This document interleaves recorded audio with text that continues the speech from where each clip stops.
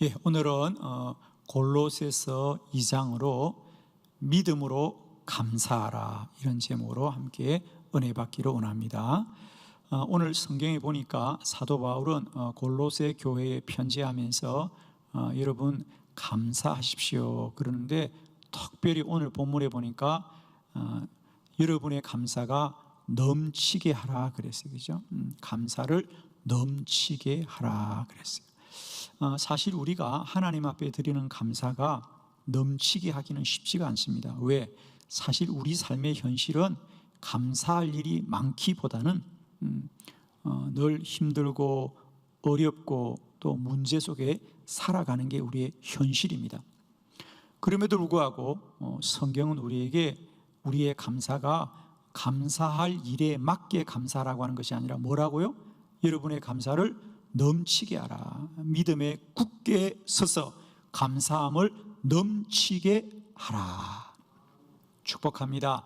날마다 때마다 우리의 감사가 넘쳐나기를 축원합니다. 우리의 삶의 사실이 감사할 일이 많지 않음에도 불구하고 성경이 말합니다. 감사함을 넘치게 하라. 우리가 성경 말씀을 들을 때 꼭 기억해야 될 것은, 하나님의 말씀은 우리가 할 수 없는 것을 하라고 하는 것이 아니라 할 수 있는 것을 하라고 하는 것이고, 말씀대로 행하면 복이 될 것을 우리에게 말씀하실 줄로 믿습니다. 그러므로 여러분, 늘 우리가 주의 말씀을 받을 때는 이 말씀은 나에게 너무 어려워 이렇게 마음을 닫지 마시고요, 늘 성경의 말씀은 우리가 할 수 있는 바를 말씀하시는 것이고 하게 될 때 복이 되는 말씀을 주시는 것인데, 그렇다고 한다면 우리의 삶의 사실이 비록 감사할 일이 많지 않다 할지라도 성경은 믿음에 굳게 서서 감사함을 넘치게 하라. 그렇습니다. 사실대로 감사하는 것이 아니라 믿음으로 감사하라는 거죠. 우리의 사실로는 감사하기도 어렵고 더더구나 그 감사가 넘쳐나는 것은 더 어렵습니다. 그러므로 감사함을 넘치게 하는 것은 믿음으로 감사하는 것이다. 이제 우리의 감사가 사실로 하는 감사가 아니라 날마다 그 사실에 대한 믿음으로 감사함이 충만하기를 축원합니다. 그러면 우리가 믿음으로 산다는 것은 어떤 삶인가?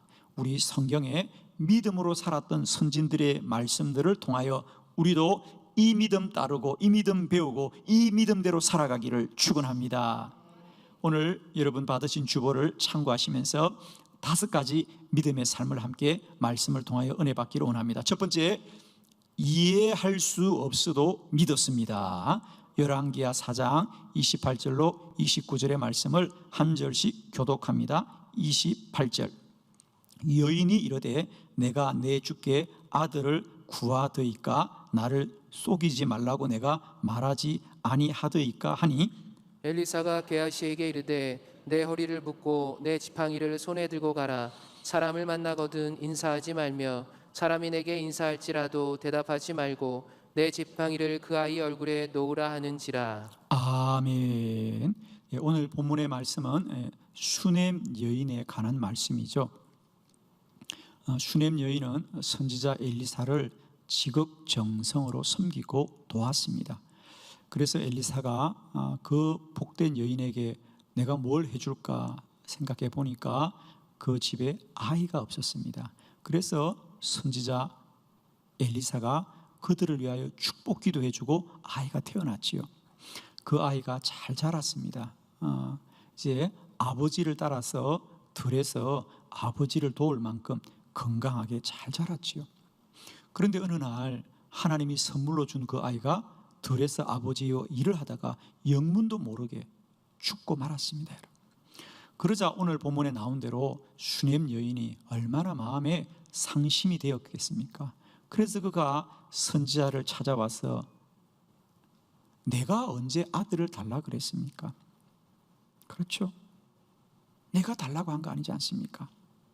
하나님이 나에게 주시지 않았습니까? 나를 속이지 말라고 하지 않았습니까? 그렇죠? 내가 어떻게 아들을 가질 수 있겠냐고. 그런데 엘리사가 기도하면 하나님이 주신다고. 그래서 기도했고, 그래서 정말 꿈같이 아이가 생겼지 않습니까?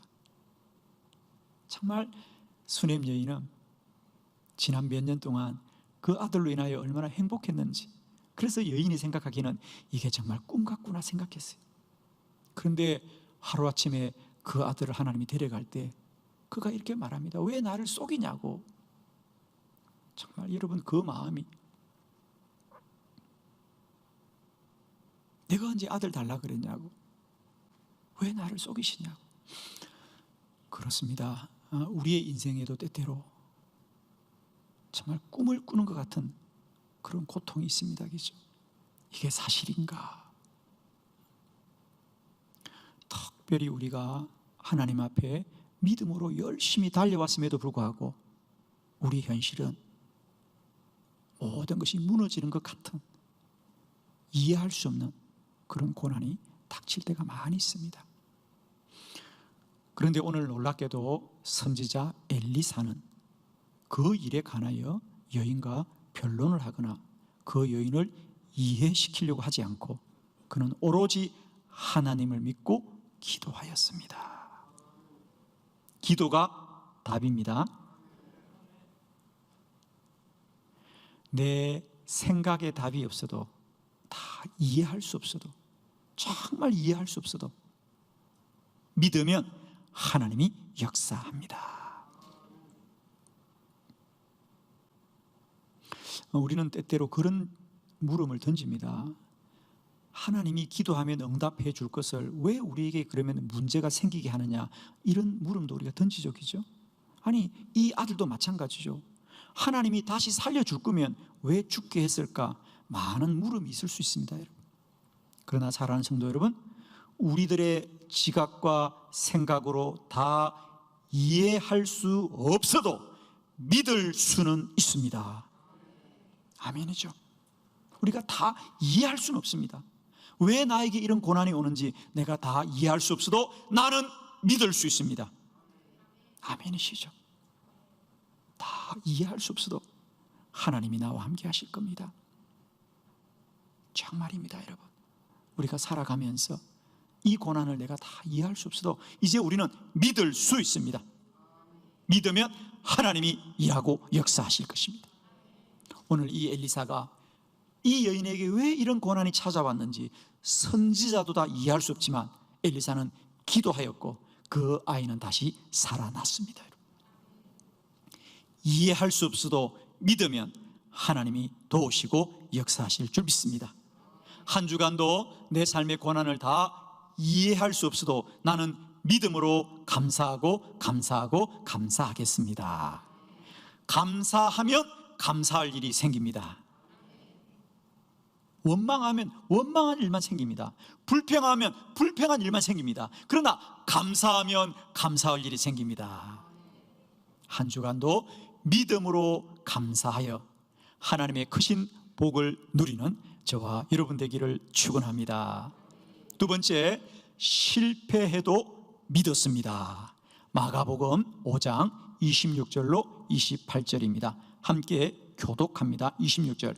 많은 의사에게 많은 괴로움을 받았고 가진 것도 다 허비하였으되 아무 효염이 없고 도리어 더 중하여졌던 차에 예수의 소문을 듣고 무리 가운데에 끼어 뒤로 와서 그의 옷에 손을 대니 이는 내가 그의 옷에만 손을 대어도 구원을 받으리라 생각함일러라. 아멘. 12해 동안 혈유증을 앓았던 여인에 관한 말씀입니다. 오늘 성경에 나온 대로 이 여인은 피가 멈추지 않은 병입니다. 그래서 우리 성경에 보면 레이기에도 이 병은 부정한 병이라고 이미 정하여졌습니다.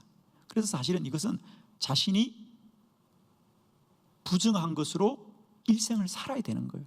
그런데 이 여인에게는 자기 운명을 바꾸고 싶은 마음이 있었어요. 그래서 그는 가진 것을 다 가지고 전국의 의사들을 다 찾아다녔지만 오늘 성경에 나온 대로 오히려 괴로움을 받았고 가진 것은 다 허비하였고 효염 없이 도리어 병은 더 중하여졌더라. 실패한 거지요. 가진 것도 다 잃고 몸은 더 중요해졌고 실패한 거지요. 그런데 어느 날 예수님의 소문을 들었습니다. 오늘 성경에 있는 바대로 예수의 소문을 듣고 그의 옷에 손을 대었더라. 왜? 예수님의 옷을 만지기만 해도 내가 나음을 얻으리라 생각함이더라 그랬어요. 실패해도 주님을 믿으면 주님이 고치고 살리고 구원하고 역전되게 할 줄을 믿습니다.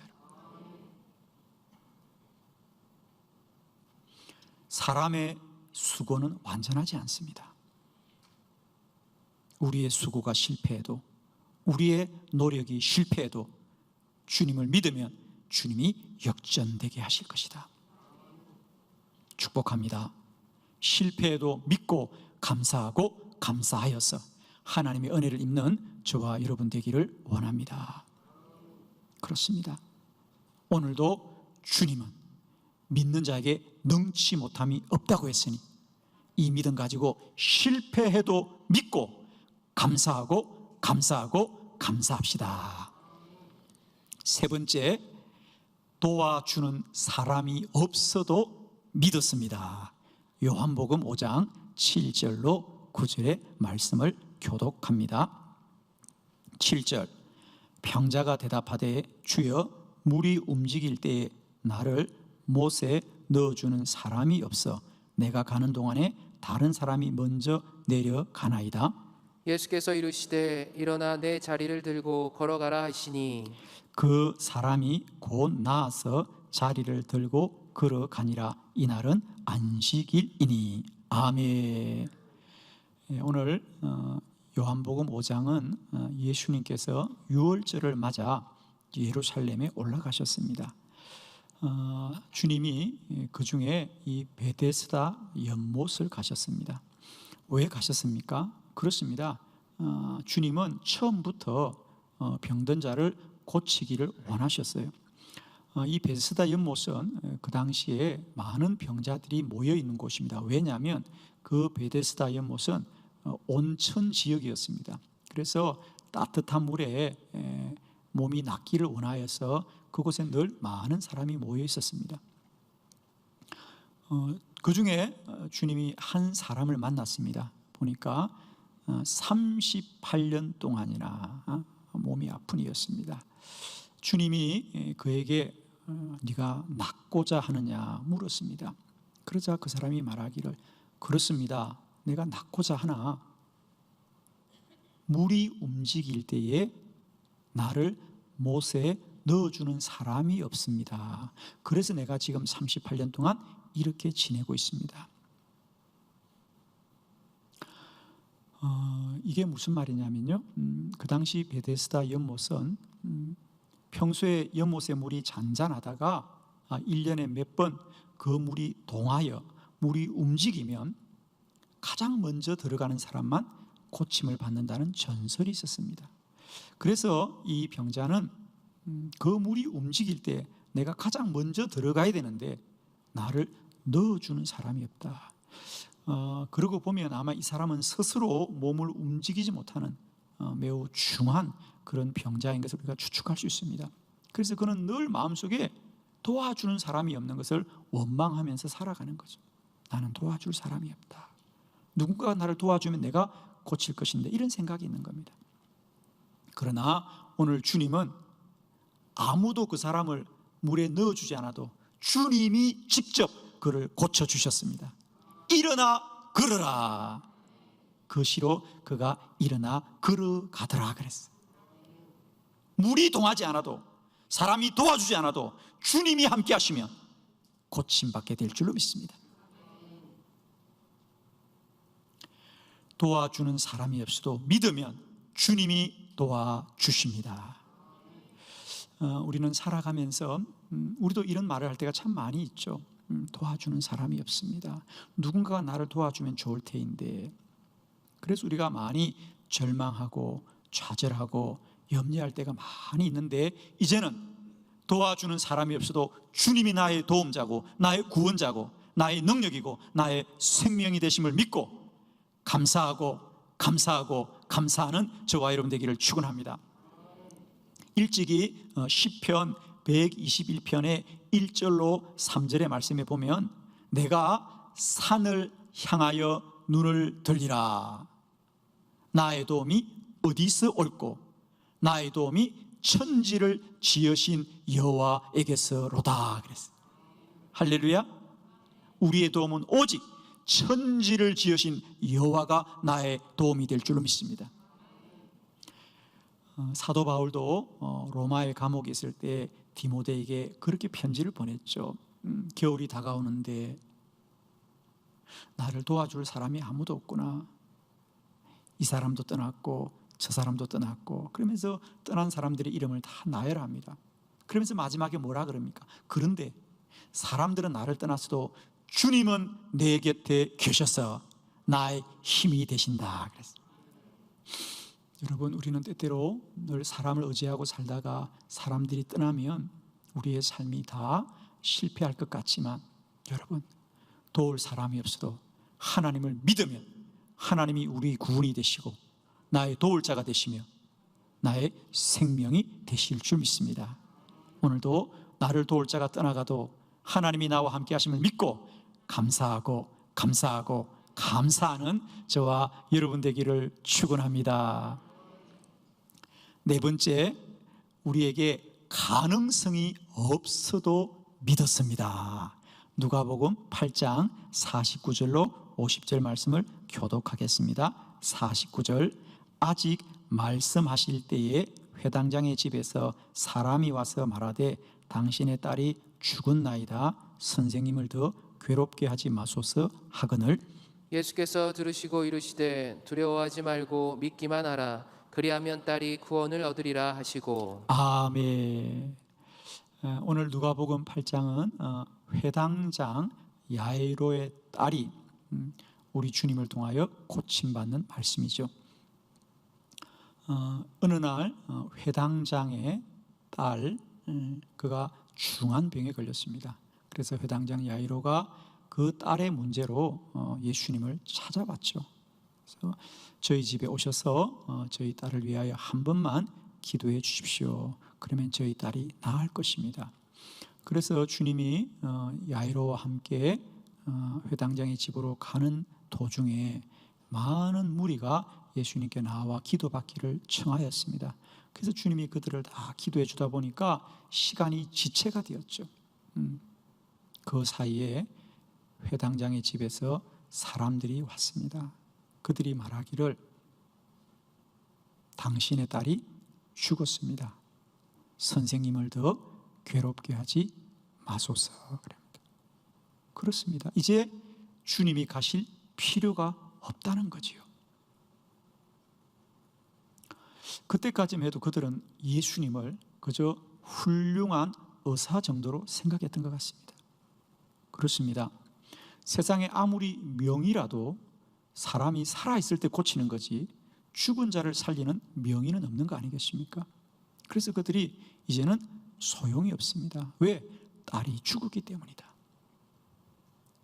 가능성이 없습니다. 그런데 주님이 아니다. 너희는 두려워하지 말고 믿기만 하여라. 두려워하지 말고 믿기만 하여라. 내가 가서 그 딸을 살리겠다. 그리고 주님은 그 회당장의 집을 찾아갑니다. 그 집에 갔을 때 많은 사람들이 통곡하고 고걸하고 있다 그랬어요. 그리고 예수님이 내가 딸을 살리겠다고 할 때 예수님을 비웃었다 그랬어요. 그러나 우리 주님은 사람들에 개의치 않고 그 딸을 향하여 이 딸은 죽은 것이 아니라 잠드는 것이다. 내가 그를 깨우겠다. 그리고 그 딸을 향하여 일어나라고 명하자 그 시로 딸이 살아나게 되었습니다. 그렇습니다.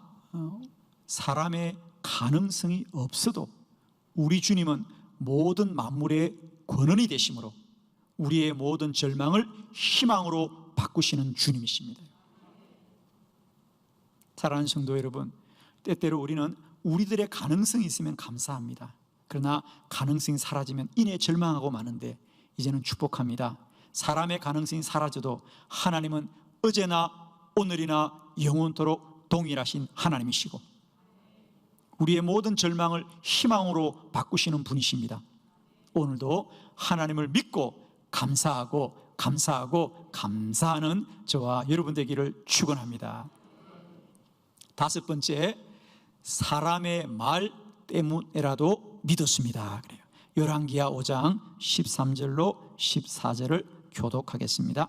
13절, 그의 종들이 나와서 말하여 이르되 내 아버지여 선지자가 당신에게 큰 일을 행하라 말하였더라면 행하지 아니하였으리까 하물며 당신에게 이르기를 씻어 깨끗하게 하라 함이리까 하니 나아만이 이제 내려가서 하나님의 사람의 말대로 요단강에 7번 몸을 잠그니 그의 살이 어린아이의 살같이 회복되어 깨끗하게 되었더라. 아멘. 나아만 장군의 치유의 기적에 관한 말씀이죠. 나아만 장군은 아람의 장군이었습니다. 그가 나병으로 고통을 받다가 이스라엘의 선지자 엘리사의 소문을 듣고 선지자를 찾아왔죠. 그런데 선지자 엘리사는 문도 열어보지 않고 내다보지도 않고 요단강에 가서 7번 몸을 씻으면 깨끗하게 됩니다. 이러시는 겁니다. 그러자 나아만의 생각에 아니 요단강에 가서 7번 씻고 낫는다면야 왜 내가 여기까지 오겠는가? 내가 사는 아람에는 요단강보다 훨씬 깊고 깨끗한 강이 많이 있다는 거죠.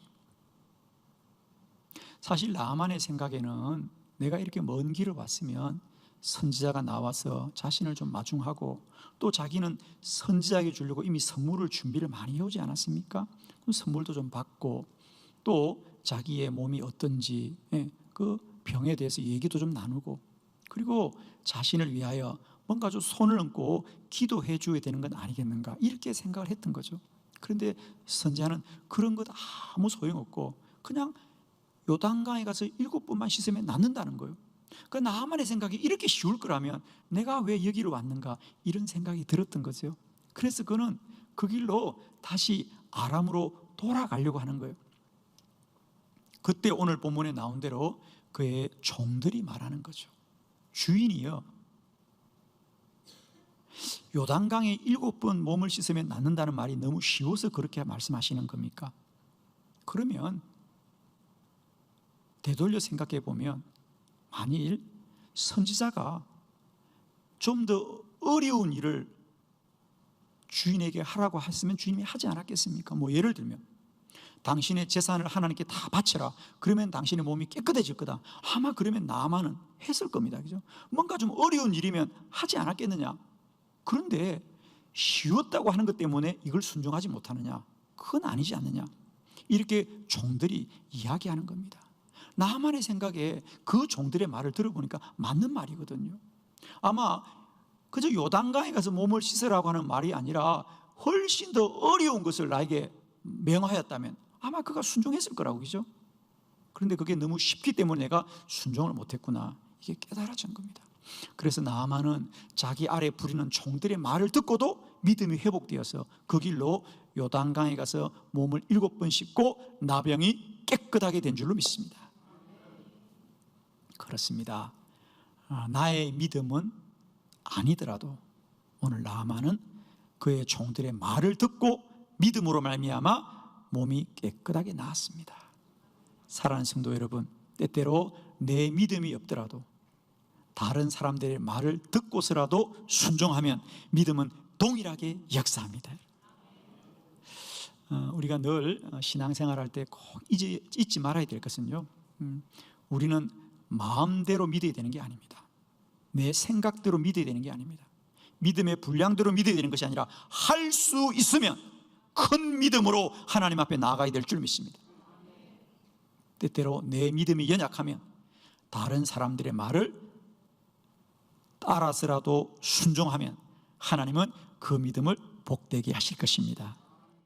믿음에 견고히 있어서 든든히 있어서 날마다 감사가 넘치고 넘쳐나는 저와 여러분 되기를 원합니다. 우리의 감사는 사실을 따르는 감사가 아니라 믿음대로 감사합시다. 때때로 내 삶에 다 이해할 수 없어도, 때때로 내 수고가 실패하여도 때때로 도울 사람이 없어도, 가능성이 없어 보여도 사람의 말을 듣고서라도 믿음으로 순종하여 하나님이 우리에게 약속하신 놀라운 복을 누리는 주인공이 되시기를 그리스도 예수의 이름으로 축원합니다.